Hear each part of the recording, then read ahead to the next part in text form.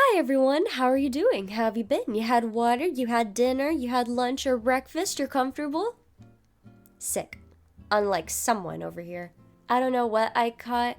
I am recovering though. I'm not sure if my voice is affected by this, but you know what? We shall see. So to start off, and I'm gonna be honest, I have a lot of anime CDs that I have no idea what to do with. Back in December of 2019 or 2020, my dad gifted me a bunch of old anime CDs, like a huge, ginormous box of them. Yeah. I always told myself that I would get around to watching all of them, but of course, 100 CDs, especially when you're looking at all of them, is in fact a lot. I'm finding it hard to even watch shows that are coming out right now. I've honestly had this video idea on my list for a few months now, but you know what? It's finally here. I'm going to watch some old animes, turn a scene in the show in my art style, and then give my thoughts and opinions on the shows I watch. I'll give a short summary of the plot, and I'll give my list of pros and cons. Now, of course, before I begin, I would of course just like to mention that I mean no disrespect towards anyone who likes any of the shows that I am going to mention. And I of course won't see anyone any differently at all. Everyone has their own opinions, and of course I'm not and will not be forcing my opinions on anybody. Also, please be advised that spoilers will be involved. But hold on a second. Nikki, there's 100 CDs. How would you decide which ones you should watch? So, I'm gonna do 4. I have the random number generator here. It's gonna be from 1 to 51, since there's 51 CDs. So, okay, so I'm gonna generate the first one. First one is 44. Let me move over here. Okay, I'm gonna do some counting.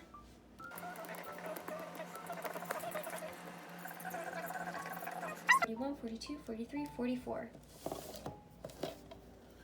Okay, so this is from the creators of Excel Saga Alien 9. I think it looks pretty cool. Okay, so this is DVD number 1. I'll keep this over in this pile over there. Let's skip it again. 49, wow. Okay. Damn.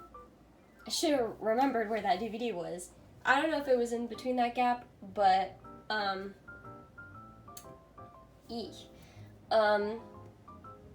just gonna recount.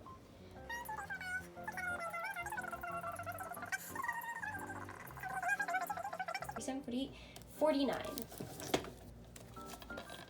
So it's, oh, okay. The Weathering Continent. Cool. I think the style looks interesting. I'll put that over in the other pile. Let me spin it again. 36. Let's do some counting. Be right back. 35, 36. Right? It's 36? 36 is the Ukurameki project. Okay. I think it looks pretty cool. Okay. Looks interesting. Okay. That's also in the list. And then this is the final one. Okay, 35. Okay. 32, 33, 34, 35.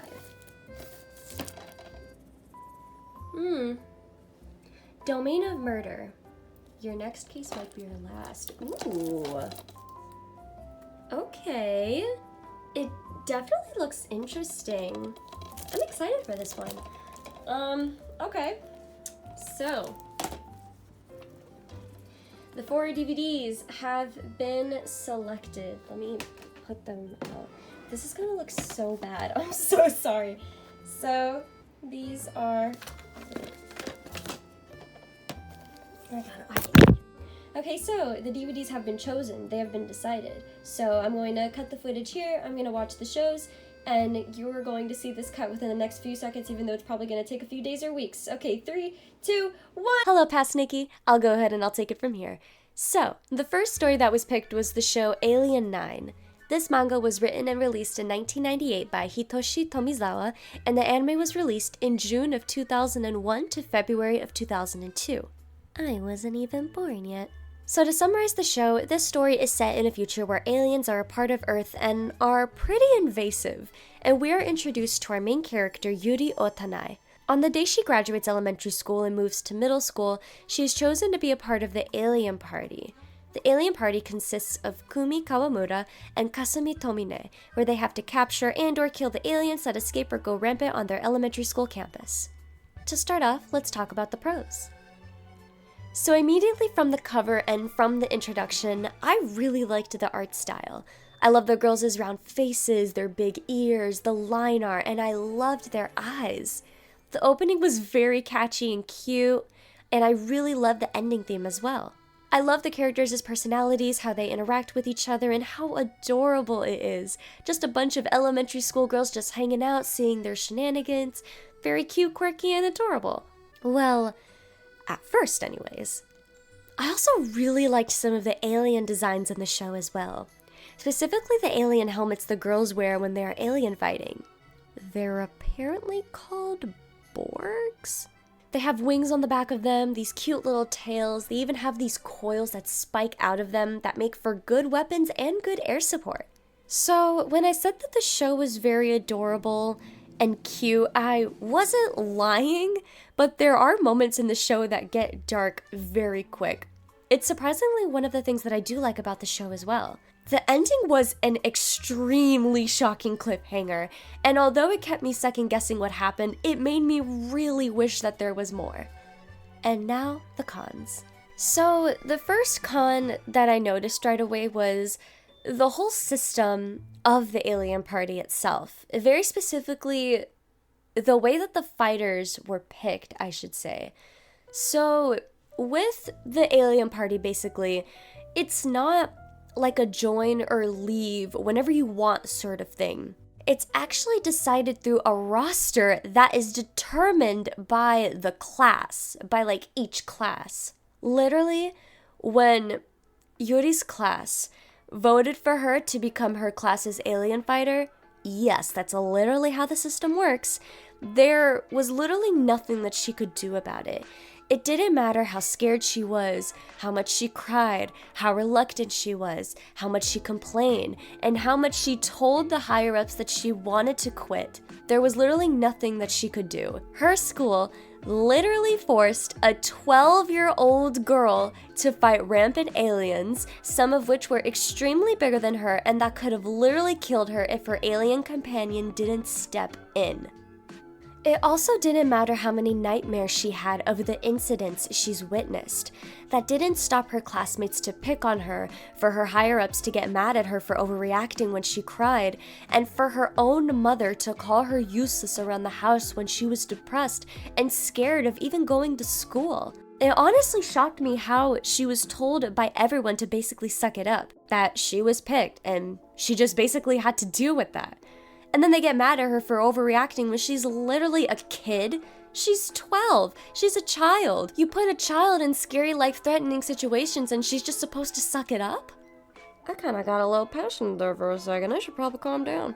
Another thing that I also wanted to mention is that there are a few things in the show that we unfortunately don't get any information on until it's boom, like revealed right then and there. For example, this is going to involve Yuri's teacher or mentor, Megumi Hisakawa, because we actually don't figure out until it's put in the show that she's actually an alien hybrid and no one knows about it. I didn't figure this out until actually Googling it and confirming it, but Megumi is in fact an alien hybrid. She is the reason also for the coordinated alien attacks that are going on at the school, and the reason why she's doing this is so that she can turn Yuri and her friends into alien hybrids like her. So you can imagine the shock on my face when I'm watching episode 2 and I see Megumi out at dinner with her friend and her her hair literally turns into those same exact coils, like those sharp-looking tendrils that you only see on the aliens, and she's using them as utensils.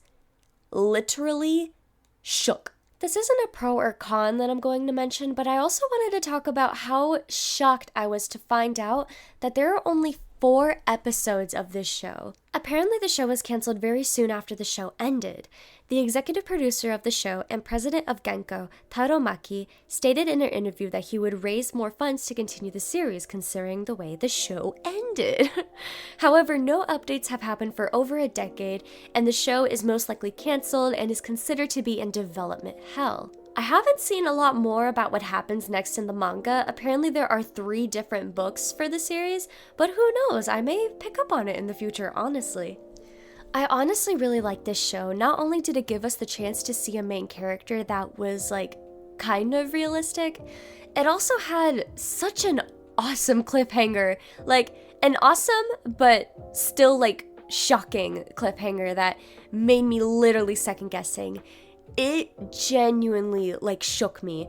And I honestly I know I said spoilers, but I don't want to spoil it too much. So please go watch it. I know it sounds like I had more cons than pros, but I kind of liked it, okay? For the illustration, I decided to draw this frame of the show in my art style. It's a scene where Yuri, Kasumi, and Kumi are fighting an alien in the school in episode 3. But I really like this scene because the personalities of the characters I think were emulated very well. I honestly had some fun while working on this. I love drawing all of them, and I'm really happy with how this turned out. It was a little difficult trying to translate this style into mine, just because the animation is fairly old, very pixelated, even in the official art and on the wiki, but you know what? I gotta challenge myself every once in a while. Anyways, here's the finished piece. I hope you guys like it, and feel free to let me know in the comments if you've seen Alien 9 and what you guys think of the show.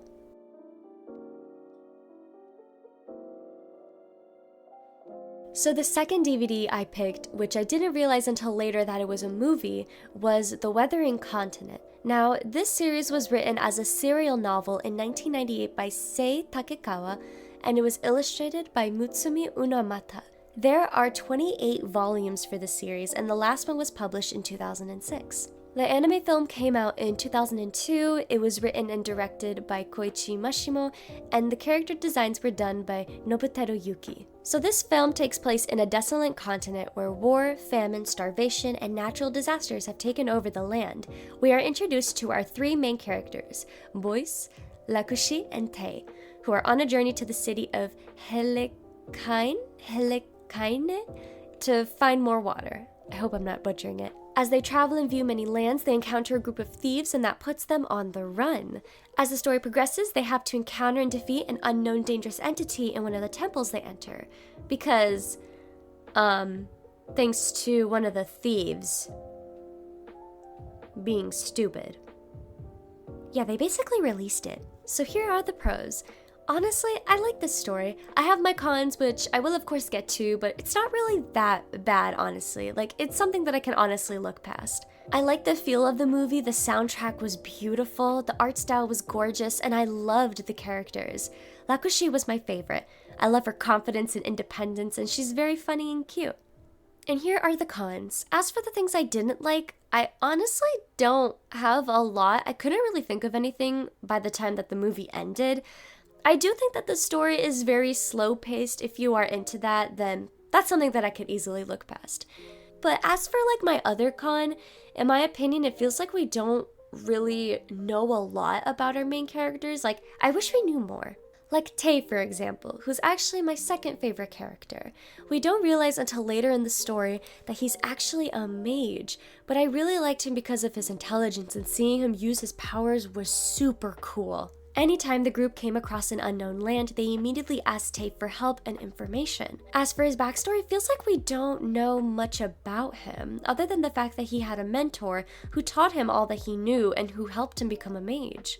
I wish we did know a little more on the characters' backstories, but of course I don't consider this to be an extremely bad thing because there are a ton of other novels that probably go into detail on that for sure.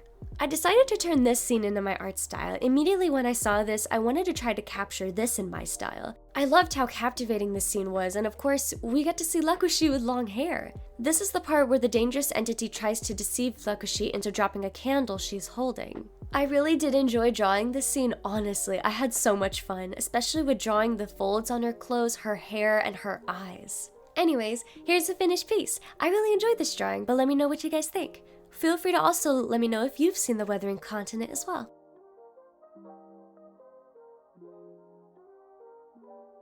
The third DVD that I picked was the Kirameki Project. This show was released in 2005, it only has 5 episodes, and it was directed by Katsuhiko Nishijima and written by Hiroshi Yamaguchi. So this story takes place in a small country called Jin, and it is ruled by 3 princesses who are also sisters. Kana, who is the middle child and very tech-savvy, Nene, who is the youngest, and Kurone, who is the eldest of the sisters. The story starts with an unknown robot destroying kingdoms one by one, and it's controlled by a group of men who want to take over Jane. Now Kana has to come together with her robot assistant Wrinkle to take down this robot with her creation, Juneren, a 200-foot tall robot created by Kana. So I did really like this show, which I'll get into later, but let's talk about the things I did like. Right away, the opening was very adorable, and I really fell in love with Wrinkle, Kana's personal assistant. She's very adorable, cute, and definitely stole the moment in some scenes. She's very funny in the show. Her design as a robot was really cool too. Like, she could literally transform into like a ship, a submarine, and a literal scrubber for Juniden. Like she could literally turn into a brush. My favorite characters are Wrinkle being first and Kurone being second. I loved her confidence, her design, and I loved the care that she has for her sisters. The last thing that I really fell in love with more than anything was not only Juniden's character design, well, most of it, but the fluidity of the robots' movements. I don't know if this is just because I haven't seen a lot of mecha anime, but like during the fight scenes or when the robots would have a scene in the show, I was extremely shocked on how fluid and smooth their movements are. And I really loved that in the show. It's not something that I have seen in shows today, but that's probably just me. I haven't really seen a lot of mecha anime. And now we move on to the cons. Okay, where do I start? So, you know what? I think I need to have a sip of water before I continue. I need to prepare my throat for this rant, for this rabbit hole that I'm going to put myself and you all under. I hope you're prepared. I hope you're strapped and ready. I hope you're very secure in your seats right now. You ready for this? Okay. So my biggest concern with the show, right? It was the fact that there was some fan service scenes, right? I actually didn't know that this show was a fan service show, right? Or actually, like, you know what? I think I had an inclination because, like, I think I had an inclination that it might have been. Like, I had a little thought in the back of my mind because I saw the back of the DVD and then I saw Nene and I was like, interesting. Okay, so, I want to describe the events in order. So, let's start at the beginning. Literally on episode 1. One thing that I noticed right away on the fan service part was, like, oh my god, like, thinking back on it, I don't even feel comfortable with showing this image, like, from the show. But the first thing I noticed were, like, some of the designs in the show are very interesting. For one of the females in particular, like, I don't even know her name, and she isn't anywhere else on the internet from what I've found, probably because she was only used for fan service in particular. She's only on for like 5 to 10 seconds, right?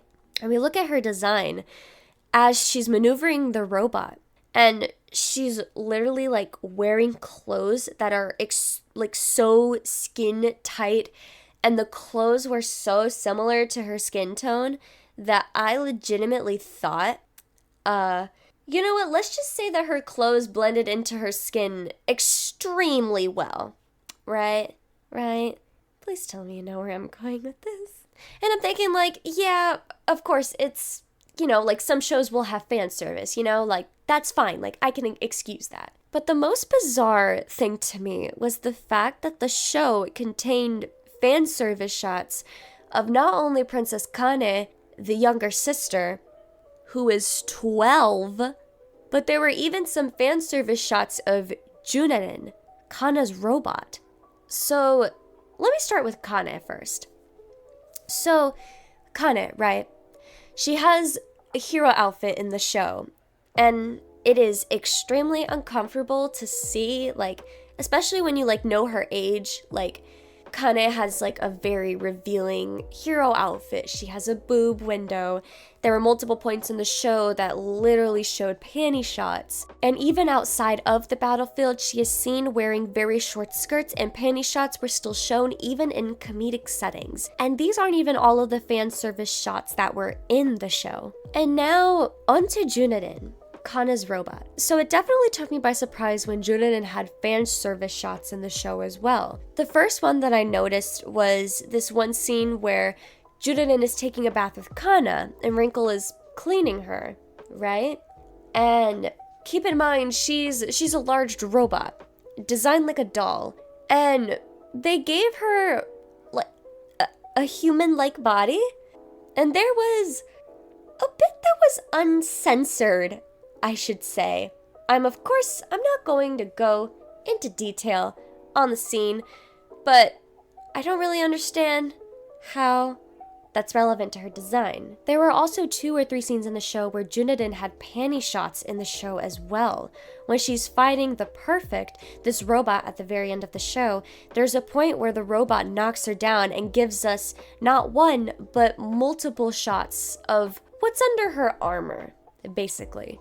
I think the main reason why this makes me so uncomfortable is that Junerin is not only a robot, and there's, in my opinion, no meaning or relevance to her having panties underneath her armor, but it's the fact that Kana and Wrinkle think of Junerin not only as Kana's creation, but as Wrinkle's younger sister. And when Junerin expresses free will and leaves on her own to go fight the villain at the end of the show, they say that Junerin is, and I quote, just a baby. Like mentioned before, these aren't even half of the fan service shots that were in the show.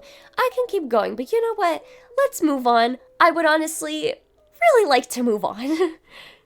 Actually, the last con that I did want to talk about, it's not really important, but like the names of like some of the robots in the show. Like, so we have like Junerin, right? Like, I like that. Like, Junerin is a pretty name. Wrinkle goes into detail on why she named Kana's robot Junerin. Like, there's meaning behind it. But the first villain who we see in the show, the robot's name is Big Mighty. Then there's another robot called Super Great. And then the villain who Junerin fights at the end, the Perfect. These robot names sounds like the words spoken from a toddler. Like, this sounds like a baby trying to talk for the first time. So anyways, enough of the cons before I go on an even longer rant. I honestly didn't really know what to draw for this show. I was looking at frames from the show online to see what I could find, and I found like this really cute panel of Wrinkle. So I drew Wrinkle and nothing else. She is the star here, and I love her very much. As much as I didn't like this show, I had a lot of fun drawing Wrinkle. Her hair was so much fun. I love how bright her hair is, and I love how it contrasts with her dress and her purple eyes. Like, her design is really cool. Her design is very pretty. Anyways, here she is. I really like how this turned out. Anyways, I want to move on. But I love you, Wrinkle. Bye. So the last DVD that I picked was Domain of Murder. This film was released in September of 1992. It was directed by Iku Suzuki, and this film was inspired by the manga Hello Harinezumi by Kenshi Hirokane. So we see the story through the eyes of Nanase Goro. Goro is investigating the murder of a young woman. Very soon after, he is approached and hired by Sayoko Toyama to look into this case because she believes that the murderer is her husband, who has been missing for 3 years. As Goro digs more into the case, there are a ton of plot twists, action-packed scenes, and suspenseful scenes that had me on the edge of my seat. So honestly, I really like this movie a lot.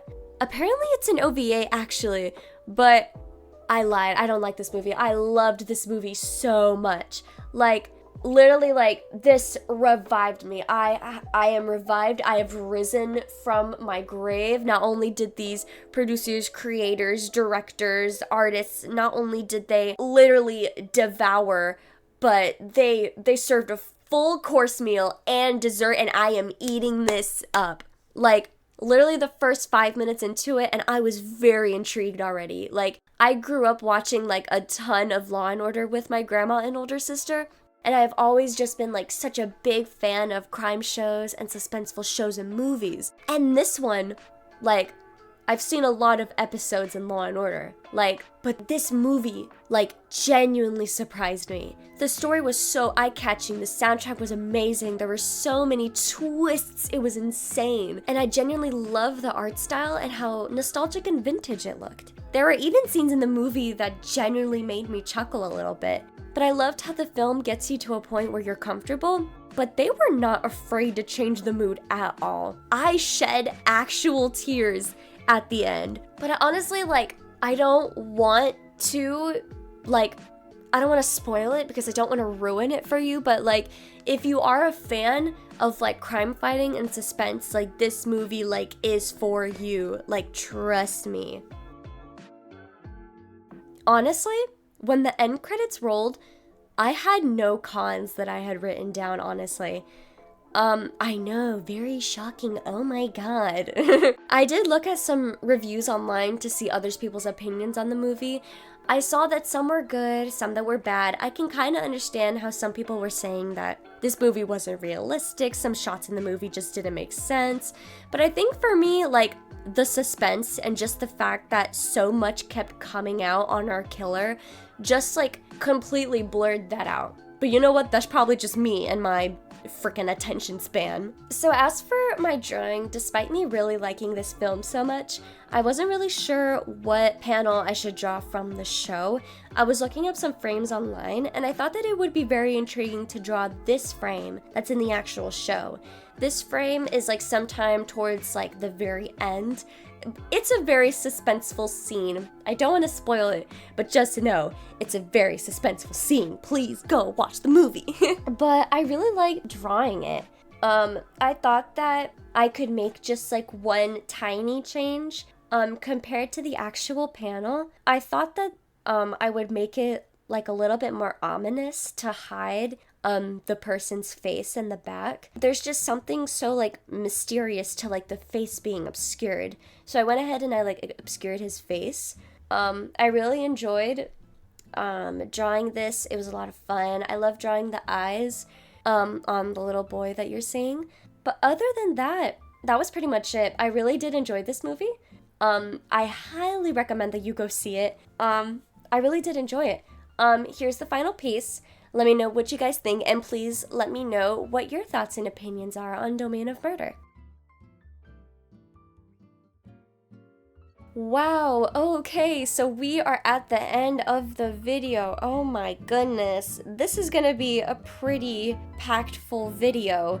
Wow. Okay, so to start off, here are all of the designs that I did for this video. I am very proud of every single one of them.